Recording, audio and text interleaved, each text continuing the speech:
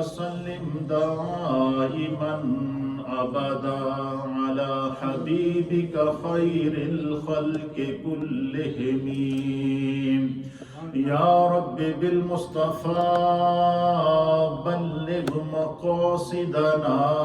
واغفر لنا ما مدى يا واسع الكرم. حمد و صلات کے بعد حضرات محترم، شعبان المعظم کی بابرکت ساعتیں ہیں اور شب برات کی پر نور لمحات کی طرف اس وقت نبی پاک کی پوری امت بڑھ رہی ہے. قلب کو، قالب کو، دلوں کو، تصور اور تخیل کو اللہ اور اس کے رسول کی بارگاہ میں حاضر کر کے ہر بندہ مومن رحمت کی برسات کی ان پر نور ساعتوں کے اندر اس کوشش میں ہے کہ وہ مقدس شب جس کی عظمت کو میرے رب نے واشگاف کر کے بیان کیا ہے، وحی کے ذریعے بیان کیا ہے، اور اللہ کے پیارے حبیب لبیب نبی رحمت صلی اللہ تعالیٰ علیہ وآلہ وسلم نے پوری رات شب بیداری کر کے اس رات میں کثرت سے عبادت، ریاضت، تسبیحات اور تحلیلات فرمانے کے ساتھ ساتھ امت کو ترغیب دی کہ یہ وہ مبارک لمحات ہیں کہ جن لمحات میں آج خدا کی رحمت، خدا کی بخشش، اللہ کی عطا، اللہ کی کرم نوازیاں تمہیں آوازیں دیں گی، اور جب رحمت خداوندی تمہیں پکار رہی ہو تو ان مبارک لمحات میں سرکار یہ چاہتے تھے کہ میری امت کا کوئی بھی شخص غافل نہ رہے، محروم نہ رہے. اس لیے اللہ کے حبیب علیہ السلام نے اس مقدس شب جو شعبان المعظم کی 15ویں شب ہے، اس کی اہمیت کو نہ صرف خود بیان کیا بلکہ قولی اعتبار سے بھی اس شب کا اہتمام کرنے کا ارشاد فرمایا، اور فعلی اعتبار سے خود بھی آپ نے اس پوری شب کو جاگ کر مختلف اعمال کر کے اپنے رب کی بارگاہ میں گڑ گڑا کر استغفار کر کے اپنے رب کی طرف رجوع کر کے اپنے رب کی بارگاہ میں دعائیں کر کے التجائیں کر کے اپنے لیے، اپنی امت کے لیے اور قیامت تک آنے والے ہر مومن کے لیے اللہ کے حبیب علیہ الصلاۃ والتسلیم کی مبارک دعائیں ہمیں یہ تعلیم دے رہی ہیں کہ یہ لمحات جس خوش قسمت شخص کو، چاہے وہ مرد ہو یا عورت ہو، جس کو یہ مبارک لمحات نصیب ہو جائیں تو اسے چاہیے کہ وہ ایک لمحہ بھی غافل نہ رہے، وہ اس کی کوشش کرے. کیا پتہ وہی لمحہ ہو جو ہماری پوری زندگی کو سنوار دے، ہماری آخرت کو سنوار دے، ہماری بخشش کا ذریعہ بن جائے اور ہمارے دانستہ، نادانستہ، عمدن، خطاً اور ظاہر اور مستور گناہوں کی بخشش کا سبب بنے. تو زندگی میں وہ خوش قسمت لوگ ہیں کہ جن کو یہ مبارک لمحات اور راتیں نصیب ہوتی ہیں. اللہ تعالیٰ نے مختلف راتیں عطا فرمائی ہیں، لیکن بالخصوص شعبان المعظم کی 15ویں شب کے بارے میں قرآن حکیم فرقان مجید کا پارہ نمبر 25 ہے، اور سورت کا نام ہے سورۃ الدخان، اور یہ سورہ نمبر ہے 44، اور اس کا آغاز ہی اللہ رب العالمین نے اس مبارک شب کی برکت سے، اس مبارک شب کی عظمت سے اور اس مبارک شب کے افکار اور اس مبارک شب میں نازل ہونے والی اللہ تعالیٰ کے انعامات کو بیان فرما دیا، تاکہ میرے محبوب کا کوئی بھی امتی جو صاحب ایمان ہے وہ اس کی خیر سے، اس کی برکت سے، اس کی عظمت سے اور اس کی رفعت سے محروم نہ ہو سکے. اسی طریقے سے سرکار دو عالم صلی اللہ تعالیٰ علیہ وآلہ وسلم نے متعدد احادیث کے اندر اس رات کے ایک ایک لمحے کو بیان فرمایا ہے. اس لیے ہم سرکار دو عالم صلی اللہ تعالیٰ علیہ وآلہ وسلم کی سنت طاہرہ کو ادا کرتے ہوئے آج کی اس مختصر سی گفتگو کے اندر آنے والی جو شب ہے، شب بارات، جو اسی ڈیورنگ دا ویک ٹیوزڈے کو جو ہے وہ اللہ رب العالمین اپنے فضل و کرم سے ہمیں عطا فرمائے گا، تو میں بھی چاہتا ہوں کہ اللہ کے حبیب علیہ الصلوۃ والسلام کی سنت طاہرہ پر عمل کرتے ہوئے ہم اپنے جتنے بھی نمازی ہیں اور جہاں جہاں بھی اس سوشل میڈیا کے ذریعے ہماری آواز پوری دنیا میں اس وقت جا رہی ہے، اور جو اہل ایمان اس مبارک شب کے آنے کے لیے اپنی پیش بندی کر رہے ہیں، تیاری کر رہے ہیں، ان کے لیے قرآن و حدیث سے کچھ راہیں، کچھ سائن، کچھ نشانات متعین کر دیں، تاکہ اس رات کے حصول کے لیے اور اس رات کو جب ہمیں وہ مبارک لمحات مل جائیں تو ہم اپنے قلب کو، اپنے قالب کو، اپنی روح کو، اپنے جسم کو، اپنے تصور کو اور اپنے تخیل کو اپنے رب کی طرف کیسے متوجہ کریں اور اللہ کی رحمت سے اپنے آپ کو معمور کر سکیں۔ قرآن حکیم فرقان مجید کا پارہ نمبر 25 ہے، سورۃ الدخان میں اللہ فرماتا ہے حامیم والکتاب المبین۔ حامیم یہ حروف مقطعات ہیں، یہ کوڈ ورڈ ہیں، یہ راز و نیاز ہیں اللہ اور اس کے حبیب کے درمیان۔ ان کا معنی، ان کی حقیقت یا خدا جانتا ہے یا اس کا مصطفیٰ جانتا ہے، لیکن مبارک بات یہ ہے کہ اس سورت کا آغاز بھی اللہ تعالیٰ نے حروف مقطعات سے کیا ہے، تو اس کا معنی کیا ہے؟ اس سورت میں کوئی ایسا راز ہے، کوئی ایسی عطا ہے، کوئی ایسا کرم ہے جو خداوند قدوس نے اپنے اور اپنے محبوب کے درمیان رکھا ہے۔ لیکن چونکہ اس سورت کی تفسیر بیان کرتے ہوئے، اس سورت کا معنی بیان کرتے ہوئے، اس سورت کے مفاہیم بیان کرتے ہوئے اور اس سورت کے شان نزول کو بیان کرتے ہوئے میرے مصطفیٰ کریم صلی اللہ تعالیٰ علیہ وآلہ وسلم نے اس مبارک شب کے جو راز و نیاز ہیں، اس مبارک شب کے اندر جو کوڈ ورڈ ہیں، اس کی طرف اشارہ فرمایا ہے، اور تاکہ کوئی بھی نبی پاک کا امتی اس سے محروم نہ ہو سکے۔ یہ کوڈ ورڈ استعمال کیے گئے ہیں، حروف مقطعات استعمال کیے گئے ہیں، یہ راز ہے اللہ اور اس کے محبوب کے درمیان۔ اور پھر فرمایا والکتاب المبین۔ آپ دیکھیں کہ یہ رازدانی کے فوراً بعد اللہ تعالیٰ فرماتا ہے والکتاب المبین، اور روشن کتاب کی قسم، یعنی قرآن حکیم فرقان مجید کی یہاں اللہ قسم کھا رہا ہے، اور قسم ارشاد فرما کے رب کریم فرما رہا ہے۔ تب آپ اندازہ لگائیں کوئی ایسی خاص بات اس سورت کے اندر ضرور ہے، کوئی ایسا خاص پیغام امت کے لیے اس سورت کے اندر ضرور ہے، کوئی ایسی خاص راز اللہ کی طرف سے نبی پاک کی امت کے لیے اس میں متعین کیا گیا ہے، تاکہ کوئی بھی شخص اس خیر سے محروم نہ ہو سکے۔ پھر اس کے فوراً بعد اللہ رب العالمین فرماتا ہے اِنَّا أَنزَلْنَاهُ فِي لَيْلَةٍ مُبَارَكَةٍ، فرمایا کہ بے شک ہم نے اس مقدس کتاب یعنی قرآن حکیم فرقان مجید کو برکت والی رات میں نازل فرمایا۔ قرآن حکیم فرقان مجید اللہ تعالیٰ نے اپنے حبیب علیہ الصلوۃ والسلام کے قلب اطہر پر وحی کے ذریعے جو ہے وہ تقریباً 23 سال کے کم و پیش عرصہ کے اندر متعدد مقامات کے اوپر نازل کیا، اور تھوڑا تھوڑا کر کے قرآن کو نازل کرنے کی جہاں اور حکمتیں ہیں، وہاں ایک حکمت یہ بھی ہے تاکہ امت کے اوپر جو قرآن نازل ہو وہ اس پر عمل کرے، اور پھر اور احکام آئے اور پھر وہ اس پر عمل کرے۔ لیکن اللہ کے حبیب علیہ الصلوۃ والسلام پر قرآن کریم جو ہے وہ ظاہری اس دنیا کے اندر تو بظاہر تھوڑا تھوڑا کر کے امت کی آسانی کے لیے نازل کیا، لیکن مفسرین اور محدثین نے لکھا ہے کہ قرآن حکیم فرقان مجید کو جو اللہ تعالیٰ نے جو ہے وہ اس کے نزول کا جو آغاز کیا،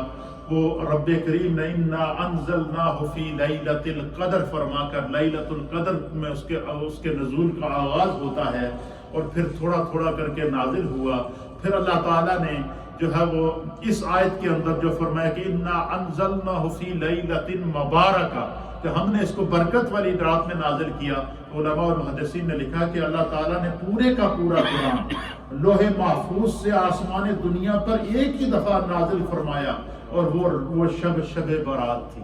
وہ شعبان المعظم کی 15ویں شب تھی جس میں پورے کا پورا قرآن نازل ہوا. تو اس شب میں جہاں اس کی اور برکات ہیں، وہاں ایک اس کی سب سے بڑی برکت کیا ہے کہ شب برات کو اللہ تعالیٰ نے پورے کا پورا قرآن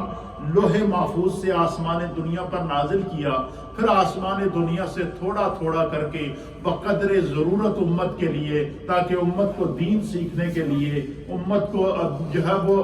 دین کے لیے آسانیاں پیدا کرنے کے لیے اور دین پر عمل کرنے کے لیے اس کے مطابق امت کے اس کو نازل کیا گیا. پھر اللہ تعالیٰ فرماتا ہے انا کنا منذرین، بے شک ہم عذاب سے ڈرانے والے ہیں. پھر اس رات کے متعلق فرمایا کہ اس رات کی جہاں یہ فضیلت ہے کہ پورے کا پورا قرآن اس میں نازل ہوا، اور دوسری فضیلت اس میں کیا ہے، اللہ فرماتا ہے فیہا یفرق کل امر حکیم. اس رات کو، پوری رات کو اللہ رب العالمین کی طرف سے جو ہے وہ ہر حکمت والے کام کا فیصلہ کیا جاتا ہے. کیا مطلب؟ یعنی آنے والی جو شب ہے، یعنی یہ جو 15ویں شب شعبان المعظم کی جو ٹیوزڈے کو 7 مارچ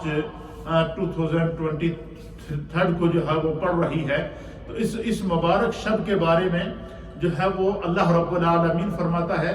کہ اس رات میں ہر حکمت والا کام بانٹ دیا جاتا ہے. وہ حکمت والا کام کون سا ہے؟ اسی رات میں فیصلہ ہوگا کہ ہم نے اگلے سال جینا ہے یا کہ نہیں. اسی سال میں فیصلہ ہوگا کہ اس سال سے اگلے سال تک کتنے لوگ اس دنیا میں پیدا ہوں گے، کتنے بچے پیدا ہوں گے، کتنی بچیاں پیدا ہوں گی. ان کی پیدائش کا فیصلہ بھی اسی رات کو ہوتا ہے. پھر اسی رات کو فیہا یفرق کل امر حکیم کے اندر اسی رات کو یہ فیصلہ ہوگا کہ اس پورے سال میں ہم میں سے ہر ایک نے کتنا رزق کھانا ہے اور کیا کیا کھانا ہے. یہ خدا کی طرف سے فیصلہ کر دیا جائے گا. رزق بھی اس رات کو تقسیم کر دیا جاتا ہے.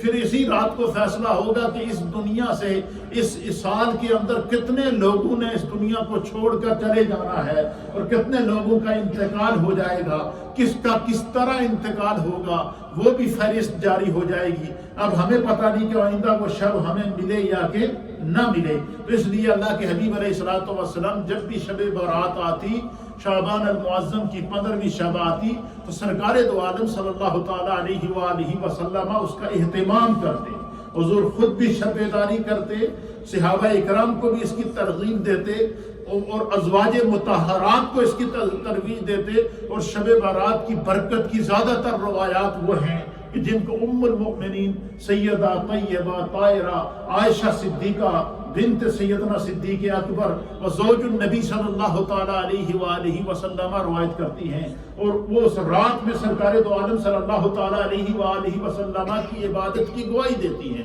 ام المؤمنین سیدہ عائشہ صدیقہ رضی اللہ تعالیٰ عنہا فرماتی ہیں، آپ کہتی ہیں کہ یہ اتنی مبارک شب ہے اور اتنی عظیم شب ہے کہ اس شب کا اگر ہم جو ہے وہ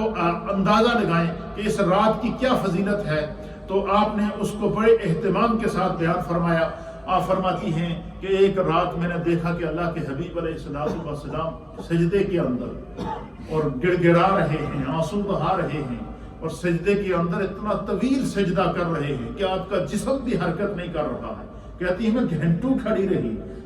اور ایک وقت ایسا آیا کہ میرے ذہن میں یہ خیال آیا کہ شاید کہیں سرکار دو عالم صلی اللہ علیہ وسلم کی روح مبارک قبض ہو گئی. تو میں نے آپ کے پاؤں مبارک کو ہاتھ لگا کر دیکھا تو آپ نے اپنے پاؤں کی انگلی کو حرکت دی. تو بعد میں اللہ کے حبیب علیہ السلام جب عبادات سے، مناجات سے، دعاؤں سے، التجاؤں سے، آرزوؤں سے، امت کے لیے دعاؤں سے جب فارغ ہوئے تو آپ نے فرمایا کہ اے عائشہ تمہیں معلوم ہے کہ یہ کون سی شب ہے؟ اللہ کے حبیب علیہ الصلوۃ والسلام نے پھر اس شب کی آگے فضیلتیں بیان فرمائی. پھر اسی طریقے سے نبی پاک صلی اللہ علیہ وسلم کے ایک عظیم صحابی ہیں حضرت سیدنا ابو ثعلبہ رضی اللہ تعالیٰ عنہ. آپ بیان کرتے ہیں کہ نبی علیہ الصلوۃ والسلام نے ارشاد فرمایا، اس مبارک شب کو اللہ کے حبیب علیہ الصلوۃ والسلام کو خود بیان کرتے ہوئے، اس کی اہمیت کو بیان کرتے ہوئے، امت کی رہنمائی کرتے ہوئے، امت کو ترغیب دیتے ہوئے، امت کو فکر آخرت دیتے ہوئے، امت کو فکر برات دیتے ہوئے، امت کو جہنم سے آزاد کرنے کے لیے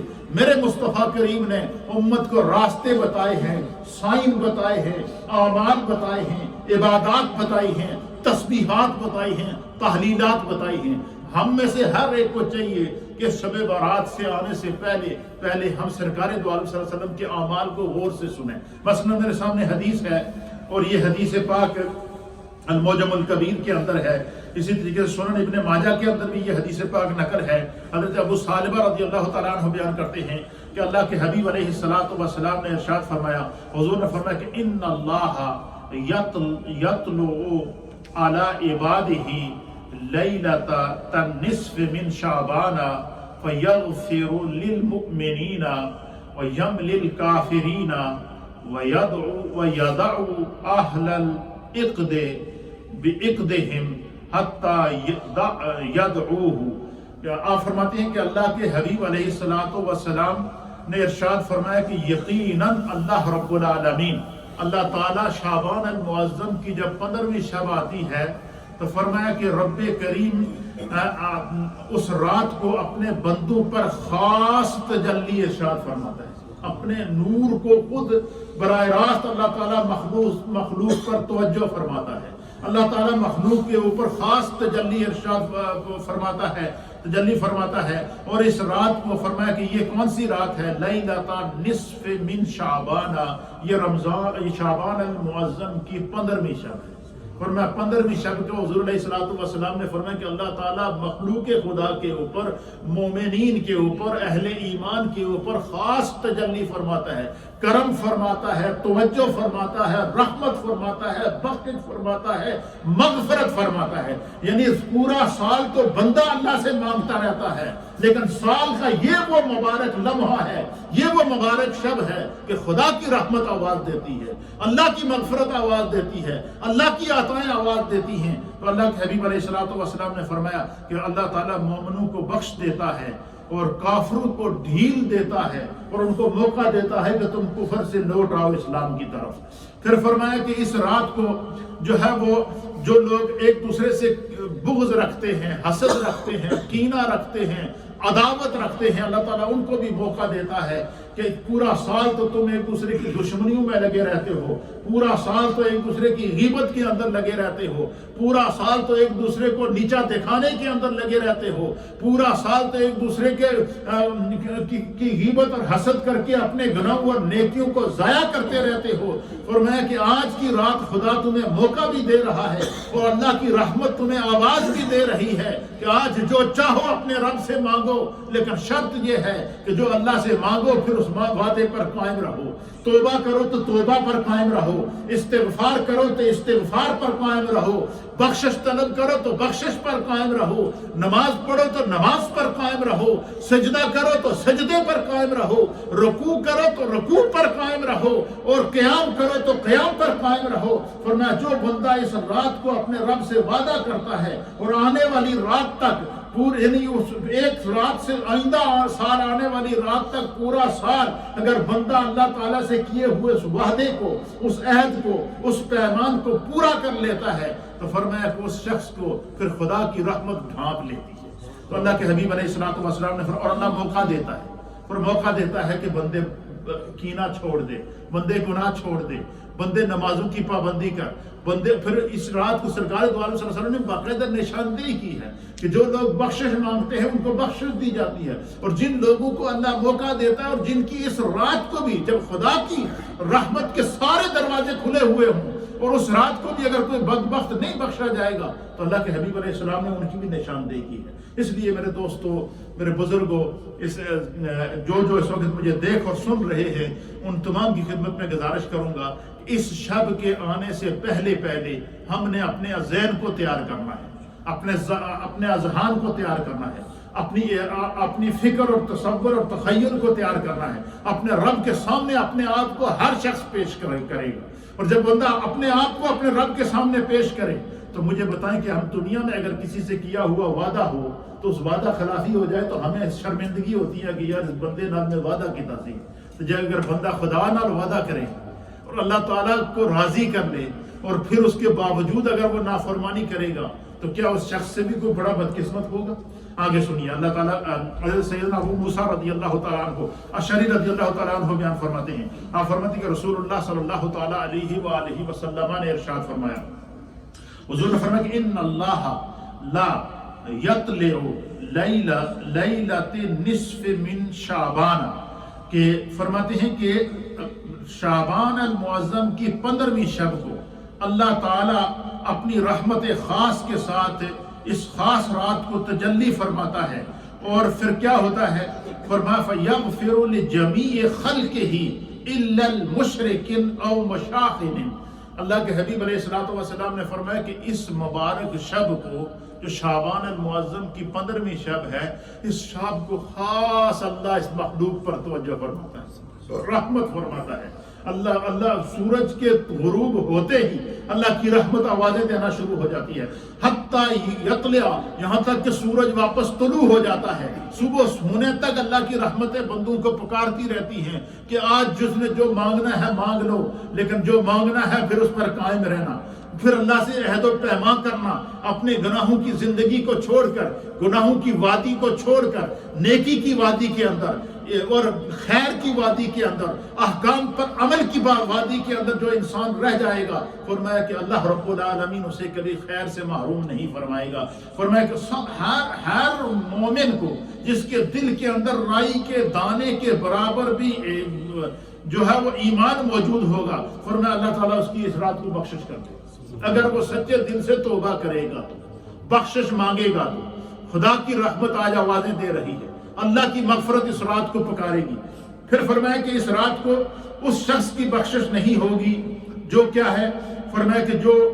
مشرک ہے, جس نے شرک کیا ہے خدا کے ساتھ, کفر کیا ہے, کفر پر زندگی گزاری ہے. فرمایا کافر کی اس وقت تک مغفرت نہیں ہوگی جب تک کہ وہ اپنے کفر سے واپس ایمان کی طرف لوٹ کر نہیں آتا. اور پھر فرمایا کہ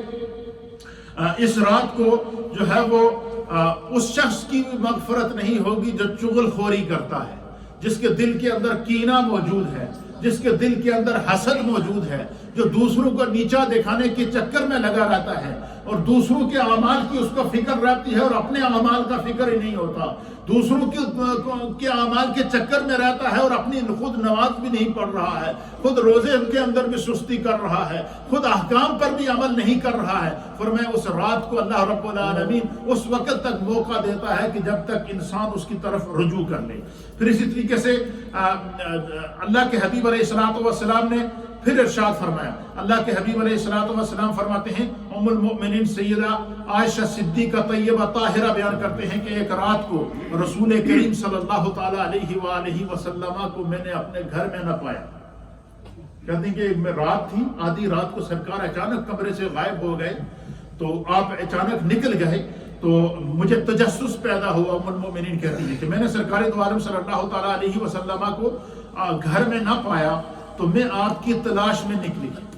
سرکار دو عالم صلی اللہ علیہ وسلم کی یہ بھی برکت تھی کہ حضور علیہ السلام اگر کہیں چلے جاتے تھے, صحابہ اکرام کہتے ہیں کہ اچانک اللہ کے حبیب علیہ السلام جب کہیں نکل جاتے, وحی کے نزول ہوتا, یا کسی غار میں چلے جاتے, یا کسی باغ میں چلے جاتے, یا کسی پہاڑ میں چلے جاتے. کئی دفعہ ایسا ہوتا تھا کہ آپ کو خلوت کی ضرورت ہوتی تھی, تنہائی کی ضرورت ہوتی تھی, تو اچانک آپ غائب ہو جاتے. تو صحابہ اکرام کہتے ہیں کہ ہم سرکار دو عالم صلی اللہ علیہ وسلم کو جب انتظار کرتے کہ سرکار اچانک غائب ہوئے تو ہم آپ کی تلاش میں نکلتے. تو آپ فرماتے ہیں حضرت ابو ہریرہ کہ ہمیں پتہ ہے کیسے پتہ چلتا. آپ فرماتے ہیں کہ جن راہوں سے حضور علیہ السلام قدم رکھتے جاتے نا, ان راہوں سے خوشبو آتی تھی, ان راہوں سے خوشبو آتی تھی. اس خوشبو کے اوپر ہم جاتے تھے اور ہم دیکھتے تھے کہ اللہ کے حبیب علیہ السلام ایک باغ میں بیٹھے ہوئے ہیں, ہم دیکھتے تھے کسی غار میں بیٹھے ہوئے ہیں, ہم دیکھتے تھے کہ مسجد کے کسی کونے میں بیٹھ کے اپنے رب کی طرف عبادت کر رہے ہیں. تو ام المومنین سیدہ عائشہ صدیقہ کہتی ہیں کہ جب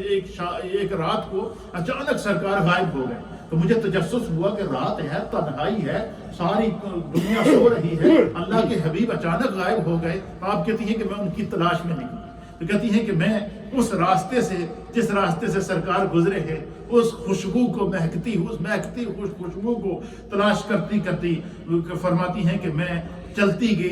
گئی حتیٰ کہ میں جنت البقیع مدینہ شریف کا مسجد نبوی کے سامنے جو قبرستان ہے اس قبرستان میں پہنچے۔ اب آپ اندازہ لگائیں کہ آدھی رات ہے، تنہائی ہے، ساری دنیا سو رہی ہے، ام المومنین کہتی ہے کہ میں بس سرکار کی راستوں کی خوشبو پہ چلتی گئی۔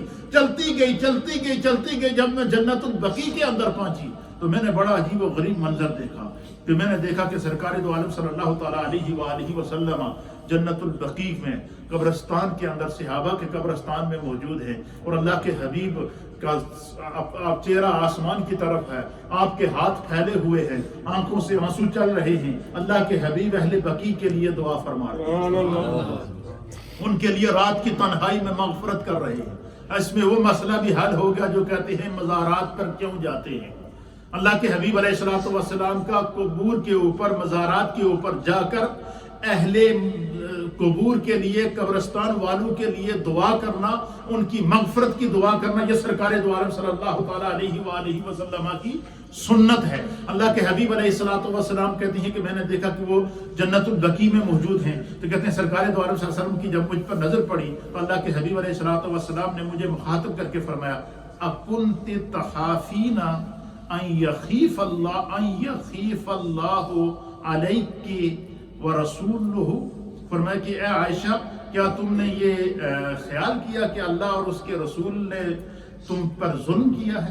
اس کا معنی کیا ہے؟ اس کا معنی ہے کہ وہ جو شب تھی وہ سیدہ عائشہ صدیقہ کے حجرے مبارک کے اندر سرکار کے رہنے کی والی شب تھی۔ تو ام المومنین کہتی ہیں کہ میرے ذہن میں یہ خیال آیا کہ ہو سکتا ہے سرکار دو عالم صلی اللہ علیہ وسلم کسی اور زوجہ محترمہ کے ہاں چلے گئے ہوں۔ تو کہتے ہیں کہ اللہ کے حبیب علیہ السلام نے، تو آپ فرماتی ہیں کہ آپ کہتے ہیں میں نے عرض کی یا رسول اللہ نہیں، میں نے سوچا کہ شاید آپ کہیں اور کسی زوجہ محترمہ کے ہاں تشریف لے گئے ہیں یا اچانک آپ نکل کر آ گئے ہیں۔ پھر فرماتی ہیں کہ پھر اللہ کے حبیب علیہ السلام نے اس رات کی فضیلت بقیع قبرستان میں کھڑے ہو کر مجھے سنائی ہے۔ ام المومنین فرماتی کیا سنائی؟ حضور نے فرمایا کہ ان اللہ ینزل لیلۃ نصف من شعبان الی السماء الدنیا۔ عائشہ تمہیں پتہ ہے کہ آج کی رات کتنی مقدس جب ہے؟ فرمایا کہ آج کی رات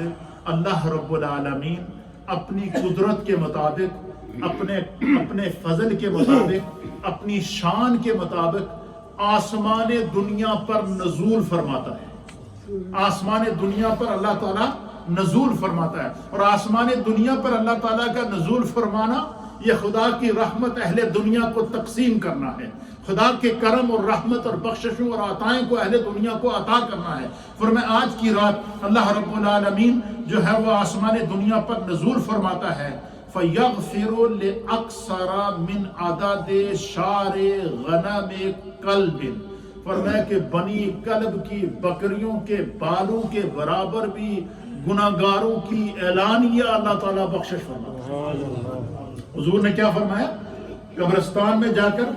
جنت البقیع میں اہل قبرستان کے لیے دعا کی۔ اس لیے علماء اور محدثین نے لکھا ہے کہ شب برات کو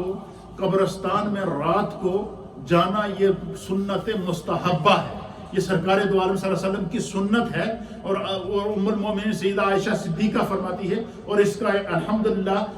ہم مدینہ مسجد کی طرف سے باقاعدہ پورا اہتمام ہوتا ہے کہ شب برات کو یہاں مغرب سے عشاء تک بھرپور محفل ہوگی، نوافل ادا کیے جائیں گے، اور نوافل کے بعد انشاءاللہ العزیز ہر 2 نوافل کے بعد سورہ یاسین شریف ہمارے حفاظ اکرام تلاوت کریں گے، پھر ذکر ہوگا، اجتماعی دعا ہوگی، اجتماعی توبہ ہوگی، پھر عشاء کی نماز ہم یہاں ادا کریں گے، اور عشاء کی نماز ادا کرنے کے بعد پھر ہم سارے سرکار دو عالم صلی اللہ علیہ وسلم کی سنت ادا کرتے ہوئے قبرستان جائیں گے، اور قبرستان گولڈن قبرستان میں جائیں گے، وہاں پر ہم محفل ذکر کریں گے، دعا کریں گے، سرکار کی سنت کو ادا کریں گے، اور یہ مبارک لمحات ہیں، یہ وہ اعمال ہیں جو خود سرکار نے کیے۔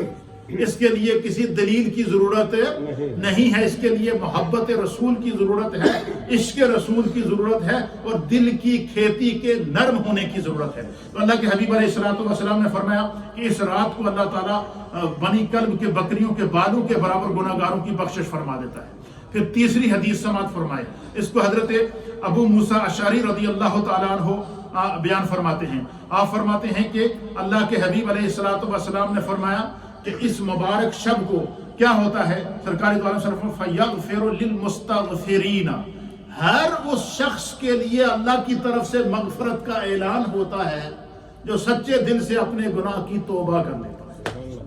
جو سچے دل سے اپنے گناہ کی مغفرت طلب کرتا ہے, جو اللہ کی بارگاہ میں اقرار جرم کرتا ہے کہ اللہ میں تسلیم کرتا ہوں کہ مجھ سے گناہ ہوا ہے, اے اللہ میں تسلیم کرتا ہوں کہ مجھ سے جان بوجھ کر گناہ ہوئے ہیں, اے اللہ میں تسلیم کرتا ہوں کہ مجھ سے بھولے سے گناہ ہوئے ہیں, اے اللہ میں اس بات کا اقرار کرتا ہوں کہ مجھ سے جو وہ کسی نے بے خیالی کے اندر بھی گناہ ہوئے ہیں, میں دانستہ گناہوں کا بھی اقرار کرتا ہوں, میں نادانستہ گناہوں کا بھی اقرار کرتا ہوں, میں عمدن گناہوں کا بھی اقرار کرتا ہوں, میں خطاً گناہوں کا بھی اقرار کرتا ہوں, میں ظاہر اور مستور گناہوں کا بھی اقرار کرتا ہوں, میں تیری طرف رجوع کرتا ہوں اور تیری طرف سچی توبہ کرتا ہوں. تو اللہ کے حبیب علیہ الصلوۃ والسلام نے فرمایا جو بندہ شعبان المعظم کی 15ویں شب کو اپنے رب سے استغفار طلب کرے گا فَيَغْفِرُ لِلْمُسْتَغْفِرِينَ, اللہ تعالیٰ ہر استغفار کرنے والے کی مغفرت فرمائے گا.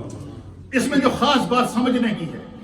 اس کے لیے, کیونکہ سرکار نے ذہن سازی کی ہے امت کی, تاکہ امتی جب شعبان کی 15ویں شب آئے تو وہ ذہنی طور پر تیار ہو, فکری طور پر تیار ہو, تصوراتی طور پر تیار ہو, تخیلاتی طور پر تیار ہو, اس کی سوچ بٹے نہ,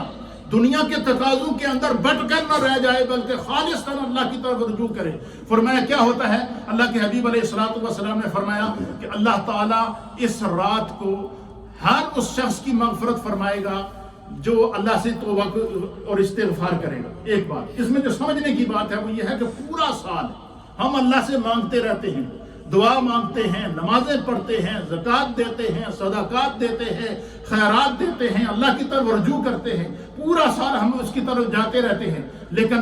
یہ جو شب ہے اس میں خدا کی رحمت ہمیں آوازیں دیتی ہے, اللہ کی طرف سے آواز دیتی ہے کہ آج جو چاہو مانگ لو. مجھے بتائیں وہ کتنا مبارک لمحہ ہے کہ اللہ اختیار دیتا ہے آج جو چاہو مانگ لو. اس لیے اس رات کو غفلت سے نہیں گزارنا ہے. فرمایا کہ وَيَرْحَمُ للمسترحمین, اللہ تعالیٰ اس رات کو ہر اس شخص پر رحم فرماتا ہے جس جو قابل رحم ہو, جو رحم کا طالب ہو, اس پر رحمت فرماتا ہے. وَيُؤَخَّرُ أَهْلَ الْعِقْدِ, اس رات کو اللہ تعالیٰ ہر اس شخص کو مہلت دیتا ہے جو نافرمانی کرتا ہے, یعنی نافرمانی کرنے والے کو مہلت دیتا ہے اللہ کے نافرمانی چھوڑ دے, گناہ کرنے والے کو اللہ مہلت دیتا ہے کہ گناہ چھوڑ دے, بے نمازی کو اللہ مہلت دیتا ہے کہ نماز قائم کر, جو اللہ کے احکام پر عمل نہیں کرتا خدا اس کو مہلت دیتا ہے کہ واپس لوٹ آ, خدا کی رحمت تمہیں پکار رہی ہے, تو غلط راستے پہ چلا گیا ہے, شیطان کے راستے پہ چلا گیا ہے, نافرمان لوگوں کے راستے کے اوپر چلا گیا ہے. پھر اسی طریقے سے فرمایا کہ اس رات کو اللہ تعالیٰ کی رحمت آوازیں دیتی ہے اور تمام ہر اس شخص کو معاف کر دیتی ہے جو اللہ کی طرف رجوع کرتا ہے. پھر سرکار دو عالم صلی اللہ تعالیٰ علیہ وسلم نے فرمایا کہ جب شعبان المعظم کی 15ویں شب آتی ہے تو ایک پکارنے والا پکارتا ہے, نادا منادن هل من مستغفر فاغفر له. فرمایا اللہ کی طرف سے ندا آتی ہے, اعلانسمنٹ ہوتی ہے خدا کی طرف سے. اللہ کی طرف نادا کا معنی ہے اعلان کرنا,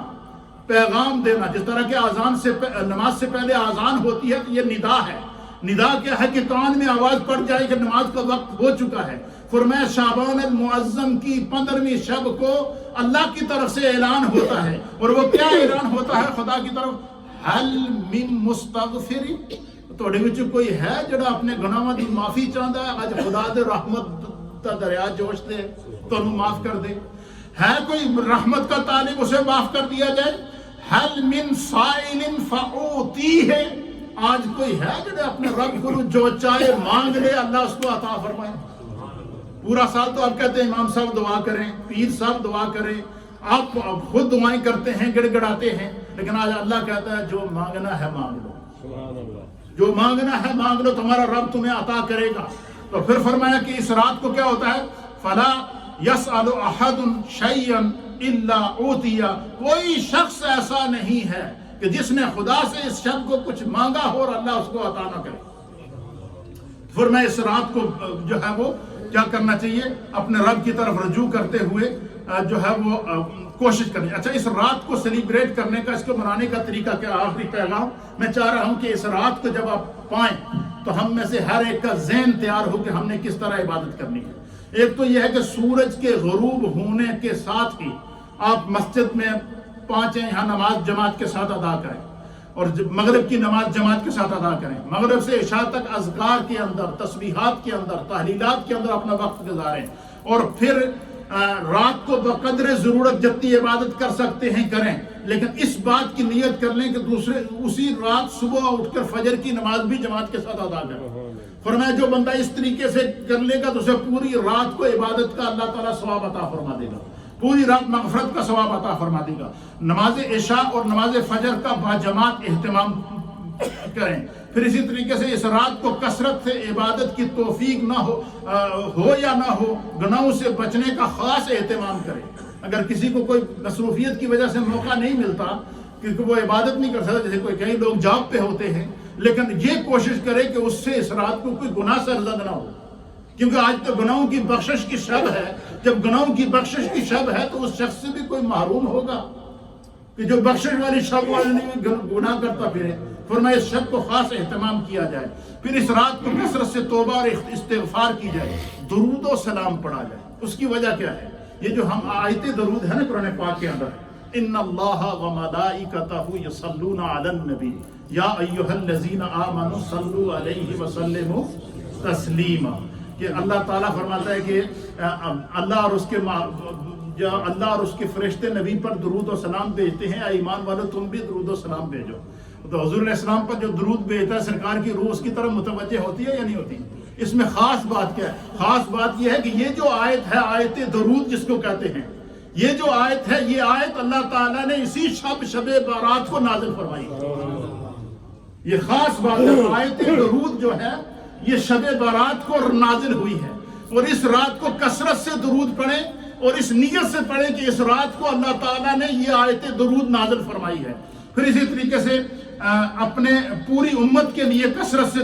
دعا کی جائے، اپنے آپ کے لیے دعا کی جائے، اپنے رب سے وعدہ کیا جائے، بقدر استطاعت ذکر، اوراد اور نوافل، تلاوت قرآن اور قضا نمازوں کو ادا کیا جائے۔ اس طرح کا اگر اہتمام کریں گے تو اس کی بہت ساری آگے وجوہات ہیں انشاءاللہ۔ چونکہ وقت نہیں ہے ابھی، یہ جو شب بارات آ رہی ہے یہ ٹیوزڈے ہے، تو انشاءاللہ منڈے کو بھی ہماری محفل آ رہی ہے، تو منڈے کو اس کی جو باقی جزیات ہیں وہ بھی میں بیان کر دوں گا، تاکہ شب بارات سے آنے سے پہلے ہم ذہنی طور پر تیار ہوں، تصوراتی طور پر تیار ہوں۔ شاید یہ لمحہ ہماری بخشش کا ذریعہ بن جائے، شاید اس لمحے ہماری زندگی سنور جائے، شاید یہ لمحہ ہمیں گناہوں سے چھٹکارے کا ذریعہ بن جائے۔ اللہ تعالی ہمیں دین کو سمجھنے کی توفیق عطا فرمائے۔